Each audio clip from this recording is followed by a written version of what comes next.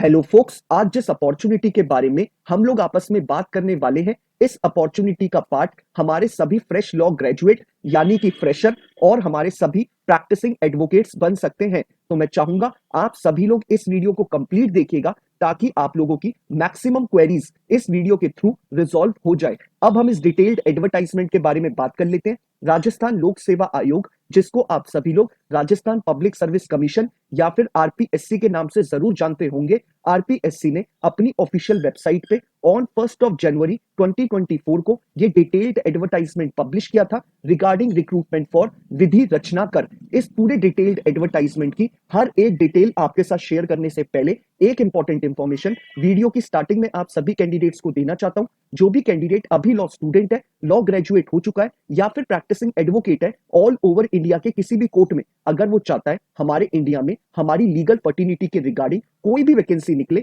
चाहे आपकी इंटर्नशिप की वैकेंसी हो, चाहे आपकी जुडिशरी की वैकेंसी हो, चाहे कोई कॉर्पोरेट वैकेंसी हो, या फिर कोई सेंट्रल और स्टेट गवर्नमेंट के द्वारा निकाली गई कोई बैंक की वैकेंसी हो, या फिर पब्लिक सेक्टर अंडरटेकिंग यानी पीएसयू की वैकेंसी हो, या फिर हमारे प्रैक्टिसिंग एडवोकेट्स के लिए निकाली गई कोई इम्पैनलमेंट की वैकेंसी हो, it means all over India में हमारे लीगल फर्टिनिटी के रिगार्डिंग कोई भी वैकेंसी निकलेगी, उस वैकेंसी के रिगार्डिंग आप सभी कैंडिडेट्स को इस चैनल पे टाइमली अपडेट प्रोवाइड कराई जाएंगी ताकि आप सभी लोग टाइमली इन रिक्रूटमेंट प्रोसेसेस का पार्ट बन पाए और जल्दी से जल्दी एक अच्छी अपॉर्चुनिटी को ग्रैब कर पाए। तो मैं चाहूंगा जिस भी कैंडिडेट ने अभी इस चैनल को सब्सक्राइब नहीं करा है वो मेक श्योर करे कि वो इस चैनल को बिना सब्सक्राइब करे ना जाए ताकि उससे कोई भी लीगल अपॉर्चुनिटी की अपडेट मिस आउट ना हो। अब बात कर लेते हैं इस डिटेल्ड एडवर्टाइजमेंट के बारे में। राजस्थान लोक सेवा आयोग, जिसको आप सभी लोग आरपीएससी या फिर राजस्थान पब्लिक सर्विस कमीशन के नाम से जानते होंगे, इन्होंने इस एडवर्टाइजमेंट में हमारे लिए जो डेजिग्नेशन हमें ऑफर करी है वो इन्होंने विधि रचनाकर की करी है। अगर हम विधि रचनाकर को इंग्लिश में समझें तो ये हमारी लॉ क्रिएटर की वैकेंसी निकाली गई है। अब बात कर लेते हैं नंबर ऑफ वैकेंसी के ऊपर। आरपीएससी ने इस एडवर्टाइजमेंट में विधि रचनाकर की यानी लॉ क्रिएटर की 9 वैकेंसी रिलीज करी है। 9 वैकेंसी हमारे लिए इसमें निकाली गई है। अब बात कर लेते हैं 9 वैकेंसी को कैटेगरी वाइज कौन सी कैटेगरी में कितनी वैकेंसी रखी गई है। इन्होंने हमारे जनरल यानी अनरिजर्व कैटेगरी में 3 वैकेंसी निकाली है, जिनमें से एक वैकेंसी हमारी जनरल विमेन कैंडिडेट के लिए रिजर्व रखी गई है। ईडब्ल्यूएस कैटेगरी में एक वैकेंसी निकाली गई है, एससी कैटेगरी में 2 वैकेंसी निकाली गई है और हमारी एसटी कैटेगरी में एक वैकेंसी निकाली गई है और हमारे ओबीसी यानी कि अदर बैकवर्ड क्लास में 2 वैकेंसी निकाली गई है।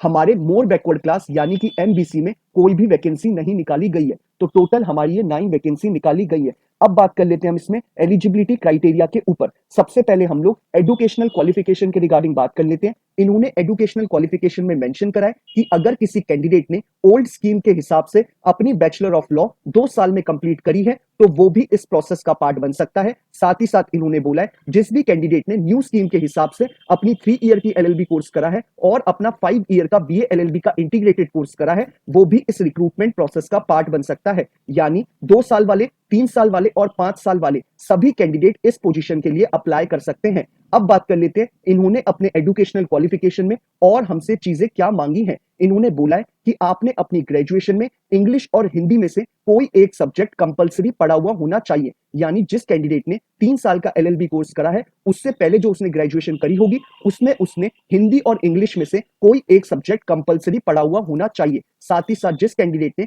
5 ईयर का बीए एलएलबी का इंटीग्रेटेड कोर्स करा है उसने अपने इन 5 साल में कोई एक सेमेस्टर में हिंदी और इंग्लिश में से कोई एक सब्जेक्ट पढ़ा हुआ होना चाहिए। तो ये इन्होंने हमें एजुकेशनल क्वालिफिकेशन में बोला है। साथ ही साथ इन्होंने बोला है कि आपको हिंदी लिखने की नॉलेज होनी चाहिए और आपको राजस्थानी कल्चर की भी नॉलेज होनी चाहिए। तो ये सारी चीजें अगर आपके पास हैं तो आप इस पूरे प्रोसेस का पार्ट बन सकते हैं। इन्होंने आपसे 3 चीजें मेंशन करी है, एक बार मैं आपको फिर से बता देता हूं। इन्होंने बोला आपके पास एलएलबी की डिग्री होनी चाहिए फ्रॉम अ रिकॉग्नाइज्ड यूनिवर्सिटी, उसके बाद आपने अपनी ग्रेजुएशन में हिंदी और इंग्लिश में से कोई एक सब्जेक्ट कंपलसरी पढ़ा हुआ होना चाहिए और तीसरी चीज इन्होंने बोली है कि आपको हिंदी पढ़नी बोलनी आनी चाहिए और आपको राजस्थान कल्चर की नॉलेज होनी चाहिए। तो ये इन्होंने आपके एजुकेशनल क्वालिफिकेशन में बोला गया है। अब बात कर लेते हैं हम इसमें दूसरी इंपॉर्टेंट इंफॉर्मेशन के बारे में। सबसे पहले हम लोग रेम्यूनरेशन यानी सैलरी के बारे में बात कर लेते हैं। इन्होंने आपको मेंशन करा है कि आपका जो ग्रेड पे होगा वो आपका 4200 का होगा जो कि आपका लेवल 11 का है। अब बात कर लेते हैं हम इसमें एज क्राइटेरिया के ऊपर। इन्होंने आपको मेंशन करा है कि एज पर ऑन 1 जनवरी 2025 आपकी एज 21 ईयर कंप्लीट हो चुकी है और 40 ईयर्स कंप्लीट नहीं हुई है, तो आप इस पूरे प्रोसेस का पार्ट बन सकते हैं। यानी 1 जनवरी 2025 के अकॉर्डिंग आपकी एज 21 के अबव होनी चाहिए और 40 ईयर्स के बिलो होनी चाहिए, तभी आप इस पूरे प्रोसेस का पार्ट बन पाएंगे। अब बात कर लेते हैं हम इसमें एज रिलैक्सेशन के ऊपर। इन्होंने मेंशन करा है कि अगर कोई candidate SC category, ST category से और हमारे बीसी कैटेगरी से और हमारे एमबीसी कैटेगरी से या फिर इकोनॉमिक वीकर सेक्शन यानी ईडब्ल्यूएस कैटेगरी से बिलोंग करता है और वो राजस्थान स्टेट का ही रेजिडेंट है, तो उसको 5 साल का एज रिलैक्सेशन प्रोवाइड करा जाएगा। साथ ही साथ इन्होंने बोला है कि अगर कोई विमेन कैंडिडेट है और जनरल कैटेगरी से बिलोंग करती है, तो उसको भी 5 साल का एज रिलैक्सेशन प्रोवाइड करा जाएगा। साथ ही साथ इन्होंने बोला है कि अगर कोई विमेन कैंडिडेट है जो राजस्थान की रेजिडेंट है और वो एससी, एसटी, बीसी या एमबीसी या फिर ईडब्ल्यूएस कैटेगरी से बिलोंग करती है, तो उसको 10 साल का एज रिलैक्सेशन प्रोवाइड करा गया है। साथ ही साथ इन्होंने एक चीज और मेंशन करी है कि अगर कोई विमेन विडो है या फिर डाइवोर्सी है, तो उसके लिए कोई एज लिमिट रखी ही नहीं गई है, यानी वो किसी भी एज में इस फॉर्म को फिलअप कर सकती है और इस पूरे रिक्रूटमेंट प्रोसेस का पार्ट बन सकती है। तो ये आपके एज रिलैक्सेशन के ऊपर इन्होंने बोला था। अब बात कर लेते हैं हम इसमें दूसरी इंपॉर्टेंट इंफॉर्मेशन के बारे में। अब बात कर लेते हैं हम सिलेक्शन प्रोसेस के ऊपर। इन्होंने क्लियरली मेंशन करा है कि आरपीएससी आपका एक एग्जाम कंडक्ट कराएगी जिसमें आपके 2 पेपर होंगे। दोनों ही पेपर आपके 100 मार्क्स के होंगे और आपका जो पेपर 1 होगा उसमें आपके पास एक एस्से यानी आपको एक पैराग्राफ दे रखा होगा जिसको आपको ट्रांसलेट करना है हिंदी टू इंग्लिश में, और आपका जो पेपर 2 होगा उसमें आपको ट्रांसलेशन करनी है इंग्लिश टू हिंदी में, यानी सिर्फ आपको ट्रांसलेट करनी है लैंग्वेज को और इसमें आपसे कोई भी चीजें नहीं पूछी जाएंगी एक्स्ट्रा।